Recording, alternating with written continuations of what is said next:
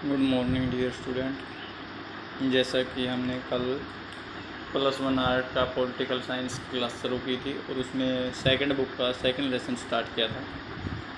उसके कल मैंने अधिकार का अर्थ वगैरह, उसकी विशेषता, मौलिक अधिकार को एक्सप्लेन किया था आपको कि 6 मौलिक अधिकार हैं, कितने अनुच्छेद से कितने अनुच्छेद तक है, किस भाग में है।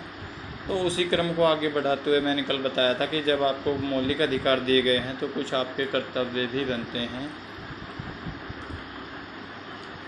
अगर ये ऐसे एक एग्जाम्पल के द्वारा समझाया जाए तो अगर आपको अपने मौलिक अधिकार प्राप्त हैं, मिल रहे हैं, तो आपका कर्तव्य बन जाता है कि आप दूसरे व्यक्ति को भी उनके मौलिक अधिकार दिलाएं। ये उनको मौलिक अधिकार, दूसरे व्यक्ति को मौलिक अधिकार दिलाना आपका कर्तव्य हो गया। तो इस तरीके से जब आपको अधिकार मिले हुए हैं तो उनके बदले में कुछ ना कुछ आप कार्य करें, वो आपका कर्तव्य हो जाता है। तो आज मौलिक अधिकार को इसको शुरू करते हैं। इसमें मौलिक अधिकार का जो जिक्र है वो अनुच्छेद 51A बोल सकते हो या कै भी कह सकते हो। कई जगह 51 कै लिखा होता है, किसी बुक में 51A लिखा होता है।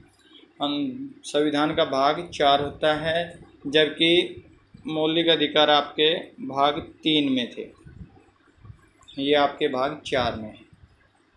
अब आगे इसमें क्या क्या है कि जब सन 1946 में 42वें संविधान संशोधन द्वारा हमारे मौलिक कर्तव्य की व्यवस्था की गई थी, उस समय शुरुआत में इसमें थे आपके 10 मौलिक कर्तव्य, 10। लेकिन उसके बाद 2002 में 86वें संविधान संशोधन हुआ और उसमें आपका शिक्षा के अधिकार को कह सकते हो कि उसमें एक कर्तव्य को और जोड़ दिया गया, दूसरे बच्चों को शिक्षा देने के लिए 11वां जो मौलिक कर्तव्य था वो जोड़ दिया गया। तो अब अगर पूछा जाए कि अब आपके वर्तमान समय में कितने हैं, तो +1 बराबर 11 हो जाते हैं आपके। अब टोटल अगर आपसे पूछा जाए कि आपके मौलिक कर्तव्य कितने हैं, तो कितने हैं, 11। 2000 कौन, ये जो एक जोड़ा गया 11वां कब जोड़ा गया, 2002 में 86वें संविधान संशोधन द्वारा। अब इसके जो कर्तव्य हैं वो उसमें आ जाता है कि क्या क्या है। कर्तव्य में आता क्या है कि अपने राष्ट्रीय गान है, राष्ट्रीय ध्वज है, उनका सम्मान करना, संविधान का सम्मान करना, उनका अपमान न करें। स्वतंत्रता का जो आंदोलन वगैरह है वो करते हैं, और संघर्ष करने वाले जो उच्च आदर्श वगैरह हैं उनका सम्मान करते रहें। अपने देश की अखंडता, प्रभुसत्ता व एकता को बनाए रखें, उसकी रक्षा करें। ये आपके देश नागरिकों के कर्तव्य होते हैं। और जो देश के बाकी नागरिक हैं उनको सब, बाकी क्या, सभी कह सकते हो आप कि सभी नागरिकों का ये कर्तव्य है कि वे राष्ट्रीय सेवा के लिए हमेशा तैयार रहें। अगर कोई इमरजेंसी आती है तो उसमें हमेशा देश की सेवा के लिए तैयार रहें और देश की मिली जुली संस्कृति और परंपरा का सम्मान करें। भारत में जो भारत की संस्कृति है वो कह सकते हो कि विविधता में एकता है, अनेक संस्कृतियां हैं, अनेक रीति रिवाज हैं, और सभी फिर भी एक ही राष्ट्र के नाम से पुरोहित हैं। राष्ट्र एक ही धागे में पुरोए हैं और बंधे हुए हैं। पूरा देश एक विभिन्नता के कारण भी एकता में बंधा हुआ है। ये राष्ट्रीय प्रेम ही है। अब नेक्स्ट आपका लेके चलते हैं, मौलिक कर्तव्य हो गया कि भाई देश की रक्षा, अपने प्रभुसत्ता, अखंडता, इनका करें, और जब आपको जो अधिकार मिले हुए हैं उनके बदले में कार्य करना आपका कर्तव्य हो जाता है। अब आ जाते हैं राज्य के नीति निर्देशक सिद्धांत। राज्य के नीति निर्देशक सिद्धांत किसमें हैं, ये भी आपके कह सकते हो कि भाग 4 में है, क्योंकि भाग 3 आपका मौलिक अधिकार 35 तक था, यहाँ 36 से शुरू हो गया भाग 4, 36 से 51 तक। ये आपके राज्य के नीति निर्देशक सिद्धांत हैं। नीति निर्देशक सिद्धांत कह सकते हो कि होते क्या हैं, उसके बारे में थोड़ा बता दिया जाए। तो जो ऐसे सिद्धांत, ये कह सकते हो कि नियम, दिशा निर्देश एक दूसरे को दिए जाएं, केंद्र सरकार व राज्य सरकार को दिए जाएं, ताकि वह कल्याणकारी राज्य के रूप में उनकी पहचान बन सके। और उनका सिद्धांतों की जो पालन करना है सरकार के विवेक पर कह सकते हो कि उनकी सोच पर निर्भर करता है कि वो उनका पालन करें या ना करें। कोई सुप्रीम कोर्ट, हाई कोर्ट उनको कह सकते हो कि ज़बरदस्ती उनको लागू नहीं करवा सकता। अब ये जो कार्य अगर इनका मान लीजिए कि उद्देश्य क्या है राज्य राज्य के नीति निर्देशक सिद्धांतों के, तो उसमें आता है कि राज्य की जो छवि है उसको एक लोक कल्याणकारी राज्य के रूप में बनाना। लोक कल्याणकारी राज्य वो राज्य कहलाता है जो अपने क्षेत्र के या अपने देश के नागरिकों को जो सुविधाएं मान लीजिए संविधान में जो लिखित हैं उससे अधिक अपनी स्वेच्छा से जो और अधिक उनको सुविधाएं प्रदान करते हैं, वो लोक कल्याणकारी राज्य होते हैं। जो अपने लोगों के हित के लिए कार्य करते हैं, कल्याण के लिए कार्य करते हैं, वो लोक कल्याणकारी राज्य में शामिल किए जाते हैं। तो इसमें आ जाता है कि केंद्र सरकार उनको दिशा निर्देश दिए जाते हैं। भारतीय जो नागरिक हैं उनको सामाजिक, आर्थिक या ऐसे अधिकारों को जल्दी से जल्दी लागू करवाया जाता है जो संविधान में मेंशन किए गए हैं, संविधान में लिखे गए हैं। इसी नीति निर्देशक को आगे देखते हैं। इसमें 3 प्रकार के नीति निर्देशकों को कैटेगरी में रखा गया है। एक समाजवादी सिद्धांत, एक गांधीवादी सिद्धांत और तीसरा है जो उदारवादी सिद्धांत। तो इसमें इसमें किया क्या गया है कि कुछ अलग अलग जो एक जैसे 2-3 सिद्धांत हैं उनको अलग उसमें रख दिया गया है, जो 2-3 अलग हैं उनको एक में रख दिया गया। तो समाजवादी सिद्धांत का देख लेते हैं कि भाई इसमें किस तरीके के समाजवादी सिद्धांत है, इसमें किस तरीके के सिद्धांतों को शामिल किया गया है या किस तरीके के सिद्धांतों को रखा गया है। इसमें जो ऐसे राज्य नीति निर्देशक सिद्धांत रखे गए हैं जो सभी व्यक्तियों के क्षेत्रों में के समान अवसर प्रदान करता हो, राज्य देश के भौतिक संसाधनों का प्रबंध इस प्रकार से करे कि जो सभी व्यक्तियों को इन संसाधनों का जैसे भला हो सके या उनका लाभ मिल सके, उनको सभी व्यक्तियों को, सभी पुरुषों और महिलाओं को समान कार्य के लिए समान वेतन, ये आपका समानता वाले कानून में भी था भाई समान कार्य के लिए समान वेतन, और बच्चों के विकास के लिए उचित अवसर प्रदान किए जाएं तथा उन्हें शोषण से बचाने का प्रयास किए जाएं। ये आते हैं आपके समाजवादी सिद्धांत के अंतर्गत।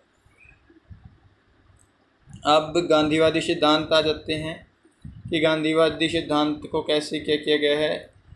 गांधीवादी सिद्धांत को आपको पता ही है कि गांधी का किस तरीके का स्वभाव था या उनका, तो उसी तरीके जो उनको जो चीज़ें अच्छी लगती थी उन्हीं को इस सिद्धांत में शामिल किया गया है, जो रखा गया है। तो इनमें जो था कि भाई वो गांव के जो लोग थे, स्थानीय स्वशासन थे, पंचायतें वगैरह, उनकी स्थापना करने में की जाए, उनके सहयोग में थे कि भाई उनके सपोर्ट करते थे। और दूसरा था कि भाई जैसे जो लघु उद्योग और कुटीर उद्योग हैं उनको बढ़ावा दिया जाए ताकि जो ग्रामीण परिवार से लोग हैं या जो अपने बिजनेस को बढ़ाने की सोच रहे हैं उनके भी हेल्प की जा सके तथा वो भी अपने जीवन स्तर को ऊंचा उठा सकें। नंबर 3 जो इसमें जैसे आ जाता है कि भाई जो शराब वगैरह है या कोई दूसरी नशे की तम्बाकू वगैरह के जो चीज़ हैं उनको ख़त्म किया जाए या उनके ऊपर प्रतिबंध लगाया जाए।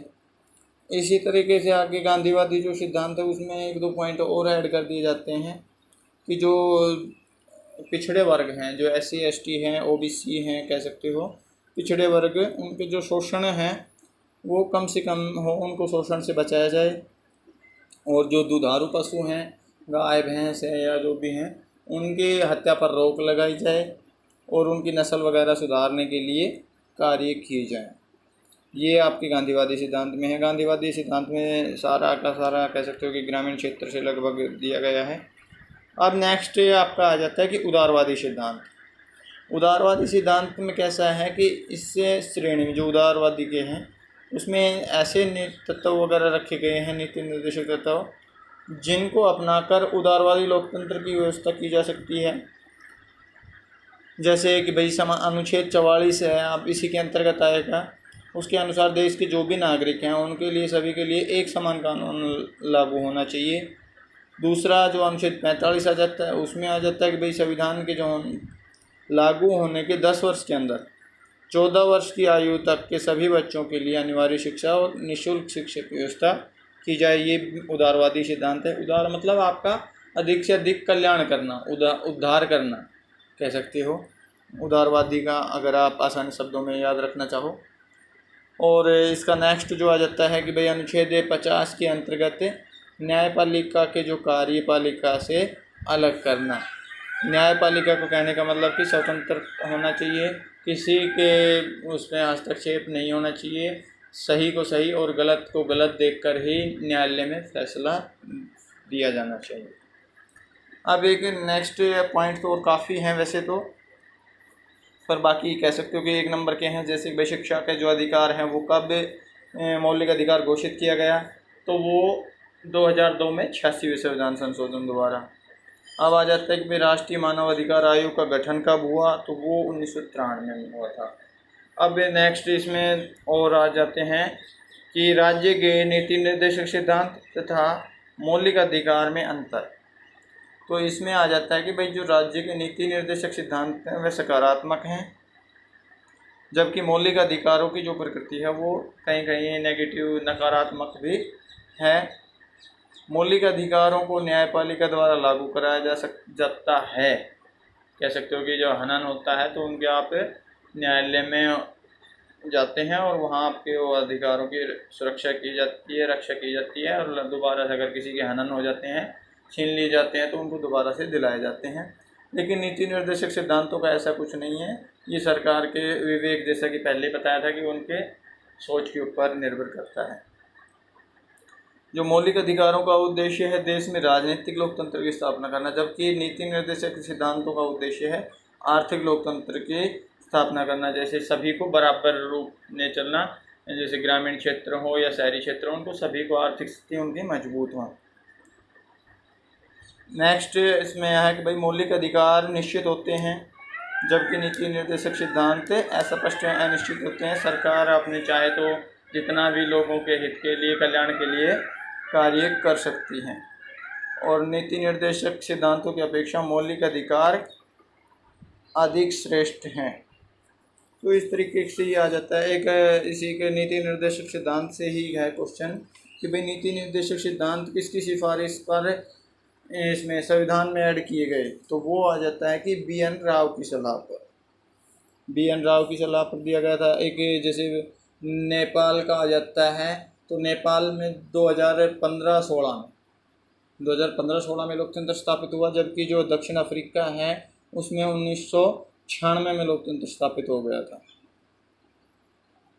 तो ये लगभग ये पॉइंट थे आपके अधिकार से संबंधित। और इसमें आ जाता है कि भाई सर्वप्रथम जैसे मौलिक अधिकारों की मांग किसने की थी, कब की थी, तो ये बाल गंगाधर तिलक ने की थी 1895 में। बस मौलिक अधिकार से संबंधित इस लेसन में ज़्यादातर अधिकार और कर्तव्य वो ही पॉइंट हैं जो मैं आपको क्लियर कर चुका हूँ।